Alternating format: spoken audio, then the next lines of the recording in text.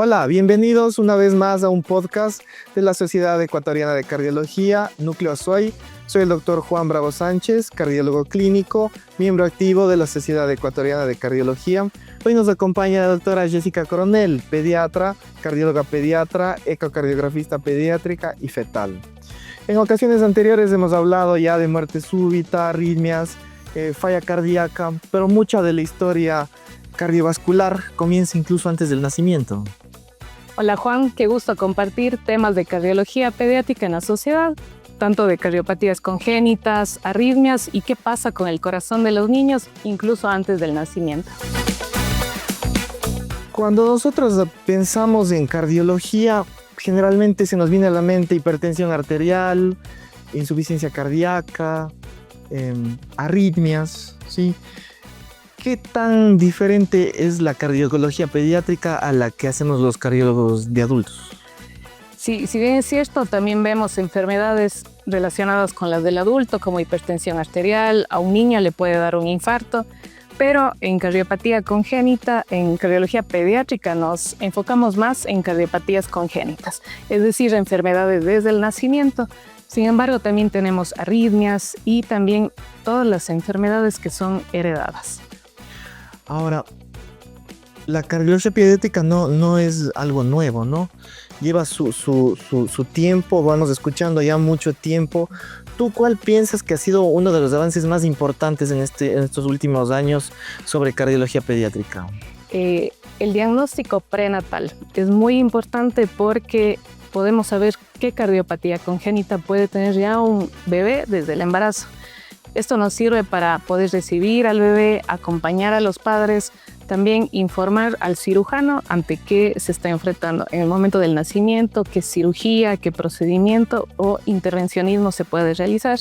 Y también otro dato importante puede ser el programa de cardiopatías congénitas en el adulto, que también se está escuchando bastante y tenemos relación cardiólogos pediatras con el cardiólogo de adulto.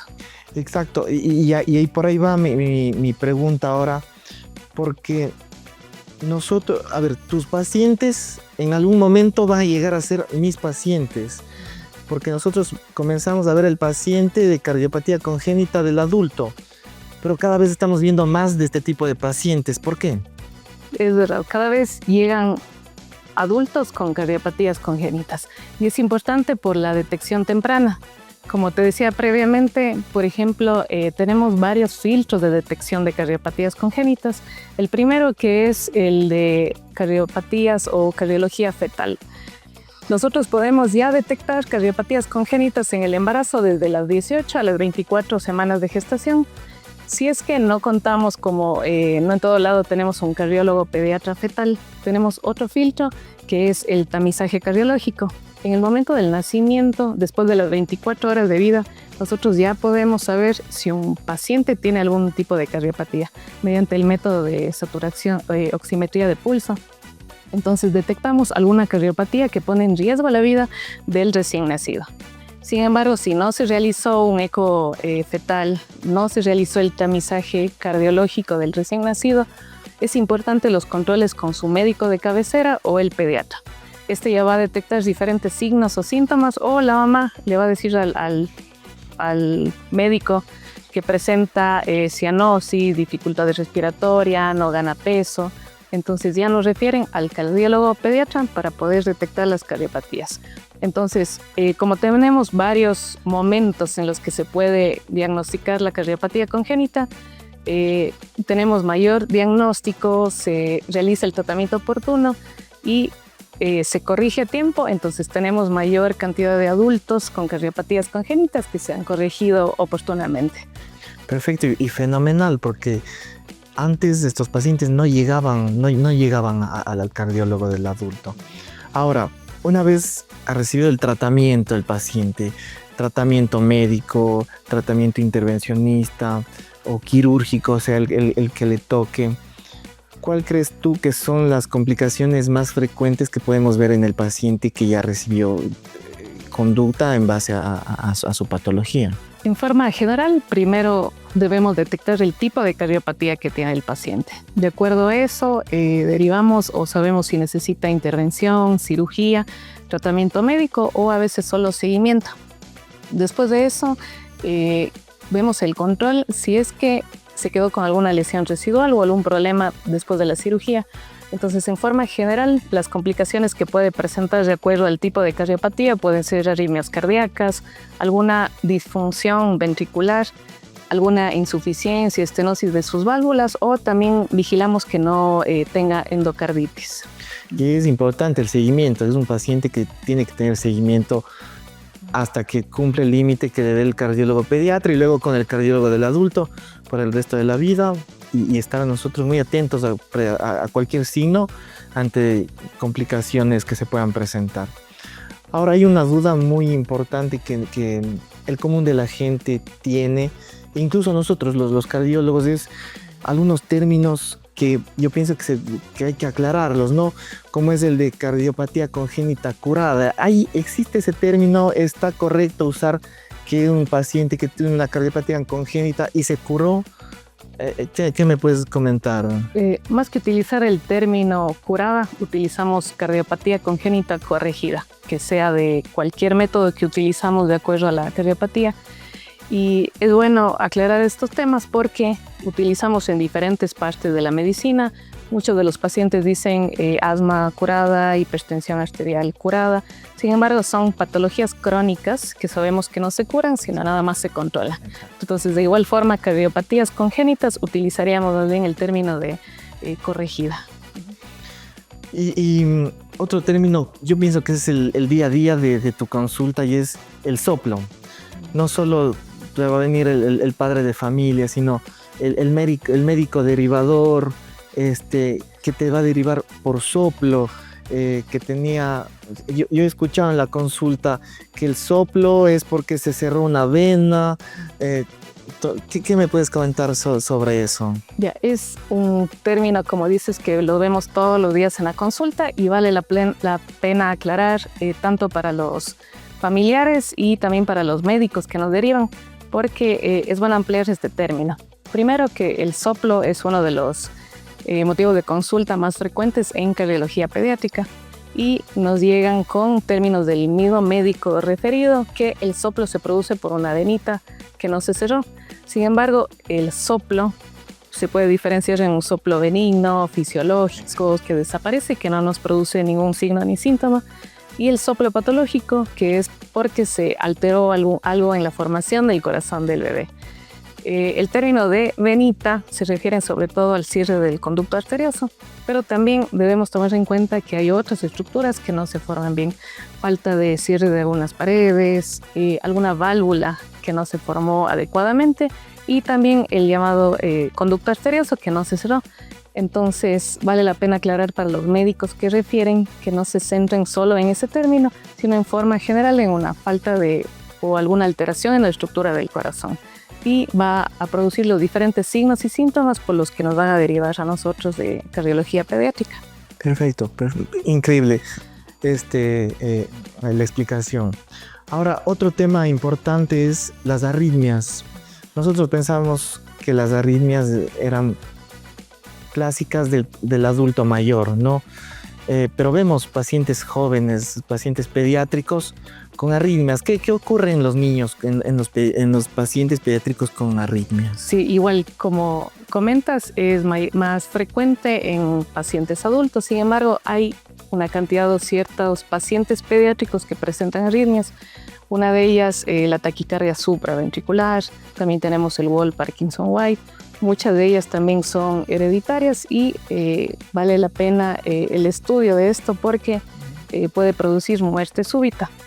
Nosotros no tenemos una edad clave en las que podemos decirle a los familiares deben realizarle un control cardiológico a su hijo. No hay una guía o una edad exacta. Sin embargo, ciertas recomendaciones, si un paciente o un niño aparentemente sano va a iniciar alguna actividad de alto rendimiento, no está por demás recomendarle una valoración cardiológica porque podemos descartar alguna cardiopatía. También otro punto importante es saber si tienen en el interrogatorio antecedentes de muerte súbita familiar. Inclusive realizamos el tamizaje a toda la familia para descartar algún tipo de arritmia. Importante lo que tú dices y recalcar a la comunidad. Si entrenas algún deporte de alto rendimiento, es importante una valoración cardiológica de control, de rutina, ¿no? No vamos a perder nada al tener un control y estar seguros de que la probabilidad de tener complicaciones relacionadas a una actividad de deporte se van a presentar. Entonces, mira, tú me acabas de hablar sobre el síncope y a mí me queda una duda. ¿Cuándo un síncope deja de ser benigno? Hay datos de alarma que debemos tomar en cuenta. El síncope no se debe producir junto o durante el ejercicio, cuando también presentan palpitaciones o tienen antecedentes de muerte súbita familiar. Hay algo que debemos diferenciar del síncope vasovagal. En este caso, en donde no nos llama mucho la atención, no nos causa tanta alarma, pero es bastante frecuente, por ejemplo, en adolescentes que pasan mucho tiempo de pie, que están en lugares con mucho calor, con poca oxigenación, que pueden ser en iglesias, en estadios. También pasa cuando tienen mucho estrés, muchas emociones, presentan este síncope vasovagal, pero hay algo que lo provoca. Incluso vemos bastantes niños y adultos inclusive que después de alguna inyección o ver sangre presentan también el síncope. Entonces hay que diferenciar. Aquí es importante el interrogatorio a los padres y al paciente para diferenciar si hay datos de alarma que nos sugiera completar con muchos estudios que tenemos en cardiología pediátrica. Perfecto, muy interesante. Ahora, un tema que ya hemos hablado antes en episodios anteriores es muerte súbita, ¿sí? ¿Puede un niño aparentemente sano presentar muerte súbita? Sí puede presentar, aunque es menos frecuente, pero sí puede presentar. ¿Qué debemos descartar en un niño o un adolescente deportista?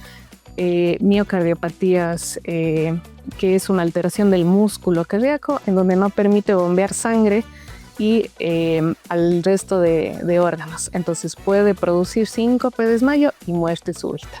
También las canalopatías o las arritmias, muchas de ellas que son hereditarias, pueden producir muerte súbita y sin duda en los niños la presencia de cardiopatías congénitas que no se han corregido oportunamente.